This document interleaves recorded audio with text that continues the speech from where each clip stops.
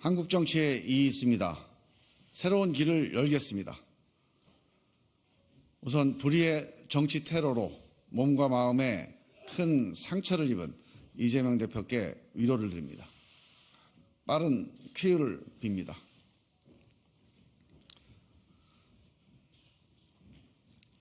왜 이 길을 가는가? 우리는 오늘 민주당을 떠나 더 큰 민심의 바다에 몸을 던집니다. 한국 정치에 이익이 있습니다. 이게 정치입니까? 이것이 어찌 정치입니까? 이의가 있으면 반대 토론을 해야 합니다. 토론과 설득이 없는 정치가 어디 있습니까? 토론과 설득이 없는 정치도 있습니까? 노무현이 3당 합당을 반대하며 손들고 외친 말입니다. 당시 노무현의 절규 중에 회의라는 단어를 정치라는 단어로 바꾸기만 한 것입니다. 우리 세 사람의 심정이 이렇습니다. 우리는 왜 이 길을 가는가? 정치적 유불리를 따졌다면 이 길을 가지 않았을 겁니다. 이재명 정치와 싸우는 것도 우리의 목표가 아닙니다. 우리가 이 길을 가겠다고 결심한 가장 근본적인 이유는 양심 때문입니다. 이 비정상 정치에 숨죽이며 그냥 끌려가는 건 더 이상 못하겠습니다. 민심 때문입니다.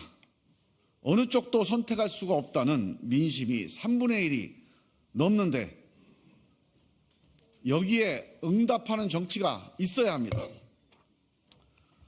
윤석열 정권의 독선과 독주, 무능과 무책임을 심판해야 합니다. 그러나 지금 이재명 체제로는 윤 정권을 심판하지 못합니다. 윤 정권을 반대하는 민심이 60%지만 민주당을 향한 민심은 그 절반밖에 안 됩니다. 나머지 30%의 국민은 윤 정권이 이렇게 못하는데도 민주당은 지지하지 않겠다고 하는 겁니다. 그러나 민주당은 미동도 없습니다. 그냥 이재명 중심의 단결만 외치고 있습니다.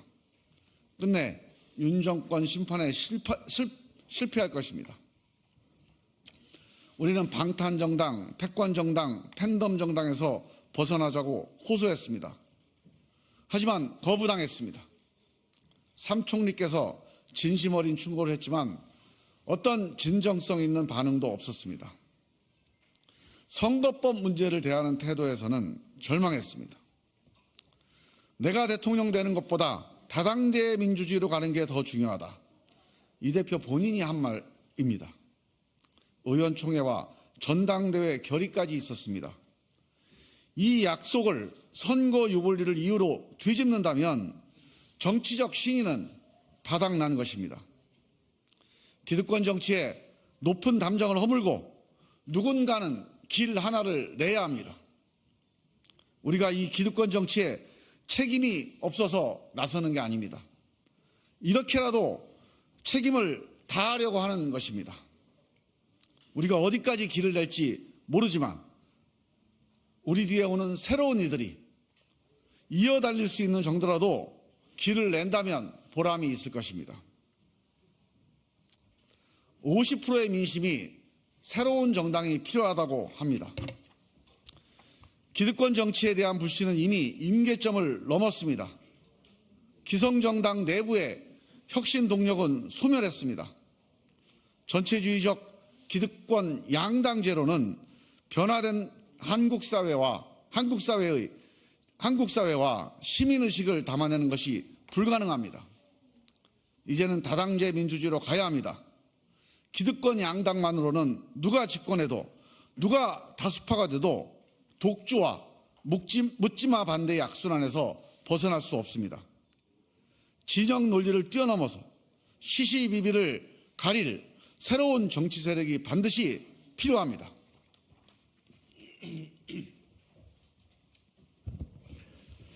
두 번째, 무엇이 문제인가?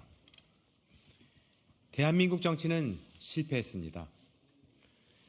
세상을, 국민의 삶을 바꾸는 데 실패했습니다. 상대방과 싸우는 건 잘해왔지만 대화하고 협력해서 공동체 역량을 결집하는 일은 제대로 못했습니다. 승자 독식 때문입니다. 승자 독식 대통령, 승자독식 양당 국회, 승자독식 당대표, 독식과 독주의 정치가 일사불란하게 지배하고 있습니다. 독주와 발목 잡기의 악순환의 늪에서 벗어날 수 없습니다. 승자독식은 문명의 규칙이 아닙니다. 정글의 규칙입니다. 군주정, 독재정, 제국주의의 규칙이지 민주공화국의 규칙이 아닙니다. 승패에도 불구하고 차이에도 불구하고 대화, 공존, 협력하는 게 문명이고 민주공화국입니다. 이제 승자독식 일사불란의 5.16 체제로는 더 이상 대한민국을 끌고 갈 수 없습니다. 각자도생의 불안사회, 불평등한 민생, 정치적 양극화를 해결할 수 없습니다. 경제규모, 사회적 다양성, 높아진 시민의식을 감당할 수 없습니다. 글로벌 대전환의 위기를 헤쳐나갈 수 없습니다. 지난 2022년 대선에서 국민은 이 기득권 정치를 심판하기 위해 여의도 정치에 물들지 않은 두 사람을 대통령 후보로 뽑았습니다. 그러나 윤석열 정치도 이재명 정치도 실패했습니다. 오히려 지난 2년간 우리 국민은 한 번도 경험하지 못한 최악의 승자독식 기득권 정치를 지켜보고 있습니다. 헌법이 보장한 대통령의 제2요구권을 가족에 대한 수사를 막기 위해 헌법이 보장한 국회의원 불체포 특권을 개인 사법 방어에 사용하고 있습니다. 누군가는 이 흐름을 끊어내야 합니다. 방탕과 패권, 적대와 무능, 독식과 독주의 기득권 정치를 타파해야 합니다. 이 적대와 대결의 승자독식 정치, 정글의 정치를 바꾸지 않고는 세상을 바꿀 수 없습니다. 양극화와 각자도생으로 내몰리고 있는 한 사람의 불안하고 고독한 삶을 바꿔낼 수 없습니다.